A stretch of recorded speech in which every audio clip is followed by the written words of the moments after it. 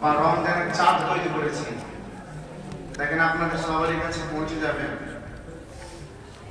এটাতে কিন্তু আমাদের মুয়াজ্জিন সাহেব বা ইমাম সাহেব যটাই টাইম বলবেন সেটাই কিন্তু এখানে অ্যাড করা আছে বা লেখা আছে। কোনোদিন বাই চান্স যদি কোনোরকম ভাবে আমাদের আওয়াজ না শুনতে পান তো এই চার্ট দেখে যদি একটা বা শেয়ার করেন তো করে নেওয়া হবে, এতে কোনো অসুবিধা হবে না।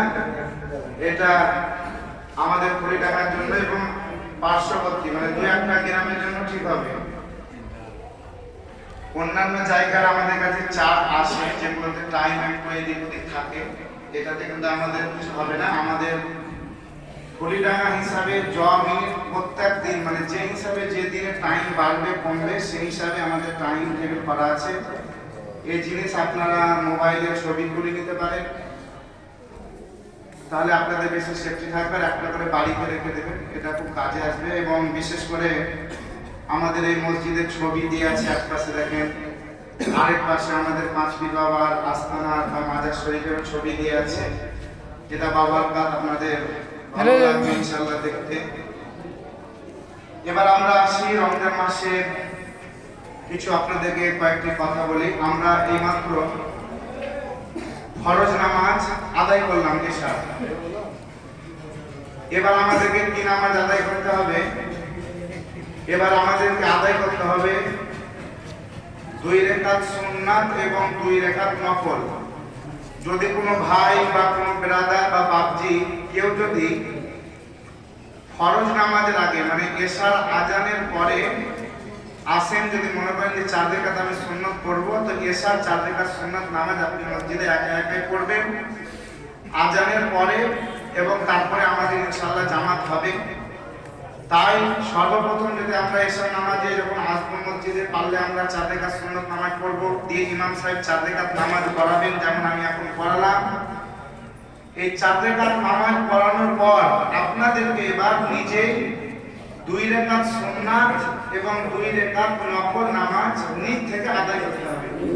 এখন কাজ করিয়েন না, কাজ করার টাইম নামে আছে, নামাজ হয়ে যাবে, বাড়ি যাবেন, দিয়ে বাড়িতে সবাইকে স্নানে কাজ দেখবেন।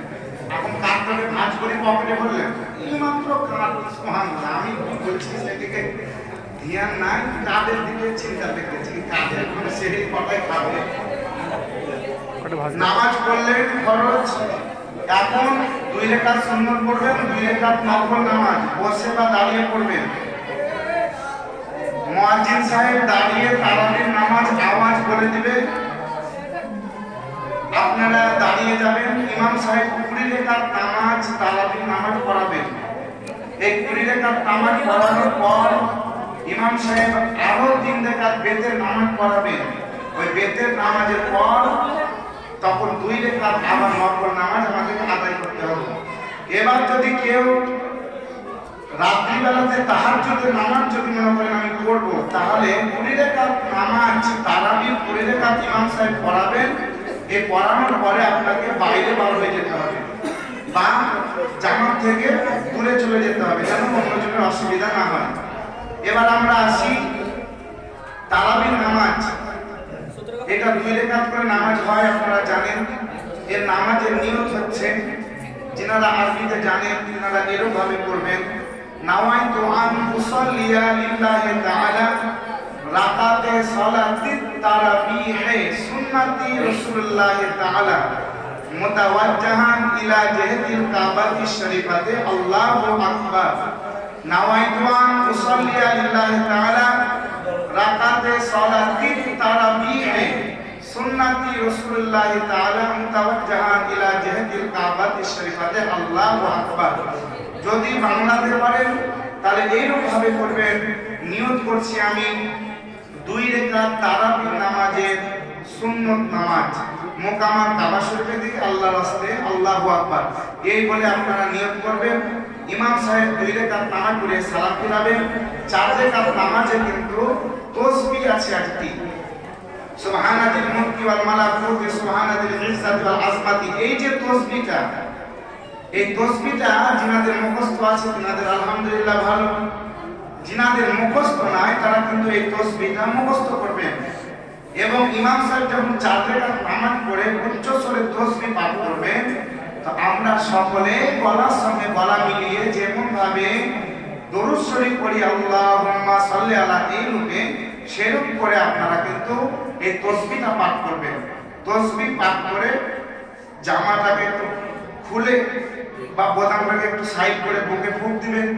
তারপরে ইমাম সাহেব ইনশাআল্লাহ তাআলা মুনাজাত করে দিবে। এরকম ভাবে আপনারা নামাজ আদায় করতে থাকবেন। আমরা সকলেই রমজান মাস 11 মাস পরে পেয়েছি। ইনশাআল্লাহ তাআলা এই রমজান মাসটা আমাদের যেন বিফলে না যায়।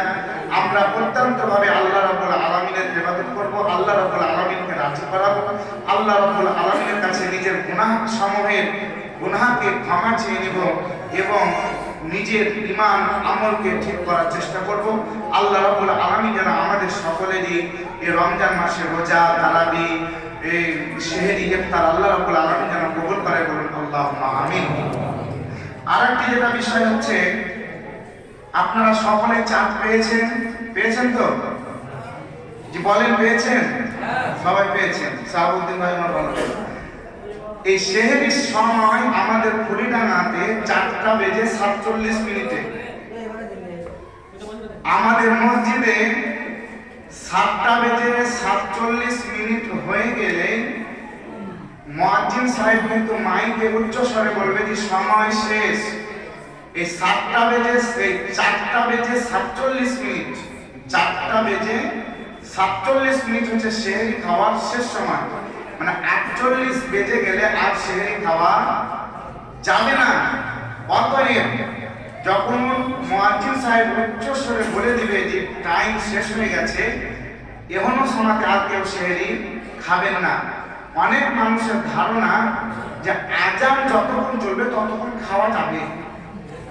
হ্যাঁ, আজান যতক্ষণ চলবে ততক্ষণ খেয়ে নাও না। ওয়াক্ত শেষ না হওয়া অবধি আজান হয় না। ফজরের আপনার সময় যখন শুরু হবে তখন কিন্তু সেহরি খাওয়ার সময় শেষ হয়ে যাবে। তাই জন্য এই আজানের সময়তে সেহরি খেতে গেলে ওই সময়তে কিন্তু আর রোজা হয় না, এতে গুনাহ হয়। তাই আপনাদের প্রত্যেকের কাছে চাঁদ চলে গেছে, সেহরি যেমন শেষ হয়ে যাবে আর আপনারা কেউ সেহরি খাবেন না। যদি রাত্রিবেলাতে খেয়েছেন, রোজা ধরবো বলে নিয়ত করেছেন, আর ফজরে খেতে হবে এটা বলে কোনো জিনিস নাই, আপনার রোজা এতে হয়ে যাবে। আপনি যদি রাত্রিবেলাতে নিয়ত করেন যে আমি আগামীকাল রোজা রাখবো, আর যদি কোনো খাবার যদি নাও খেয়ে থাকেন তাহলেও কিন্তু রোজা হয়ে যাবে। যেমন ধরুন রাত্রিবেলাতে নিয়ত করেছেন আমি কালকে রোজা ধরবো, কিন্তু এই 11 মাস পর রোজা এলো। অনেক মানুষ আছে যে হয়তো দেখা গেল যে আজান চলছে আর ঘুমটা ভাঙবে, তাহলে সে কি করবে? তাহলে কি দুটো খেয়ে নেবে? না, সময় পার হয়ে গেছে। ওই যে রাত্রিবেলাতে নিয়ত করেছে আমি রোজা রাখবো, এটাই তার রোজার নিয়ত হয়ে গেছে, তার রোজা ধরা হয়ে গেছে। আর কোনো খাবার খাবে না, সে রোজা তার হয়ে যাবে। আর যদি আপনি খাবার খেতে যান তাহলে কিন্তু আপনার রোজাটা ভেঙে যাবে। এদিকে কিন্তু আপনারা লক্ষ্য রাখবেন। আর একটা জিনিস, আমাদের ইফতার করার সময় হচ্ছে 5:43 ইফতার। এই 5:43 যদি মসজিদে আজান করতে দেরি হয়ে যায় বা যদি কানে মসজিদের আজান না যায় আর 5:43 যদি টাইম হয়ে যায়, এতে ইফতার করা যাবে, এতে কোনো অসুবিধা হবে না। এমনও সময় হতে পারে যে মসজিদে আজান দিতে হবে, মসজিদে হয়তো তার হুনুতে কেটে দিয়েছে। আজকে সকালবেলাতে দেখলাম হুনু ঘুরে বেড়াচ্ছিল। এবার আমি বলছি না যে কাটুক, কিন্তু কথার মাধ্যমে হচ্ছে যে আজান দেওয়ার আগে যদি মসজিদের তারটা কেটে যায়, এবার আপনি তো আজান শুনতে পাবেন না, তাহলে ওই ক্ষেত্রে কি করবেন? তাহলে আপনার টাইম যদি হয়ে যায় আপনার ইফতার করা যাবে, এতে কোনো অসুবিধা হবে না। এবার যেটা আমরা আলোচনা করব, আমাদের দৈনিক 5 ওয়াক্ত নামাজ রয়েছে। এই নামাজ আজানের কত মিনিট পরে পড়লে আপনাদের ভালো হবে, এটা আপনারা সাড়া দেবেন। যেমন গত বছর আমরা প্রত্যেক আজানের 20 মিনিট পর পর জামাত করেছিলাম, তো এই বছর আপনারা বাড়াবেন কি কমাবেন কি সেই টাইমে রাখবেন কিনা, আজানের 20 মিনিট পর পরই ঠিক আছে সেটা একটু আপনারা আওয়াজ দেবেন।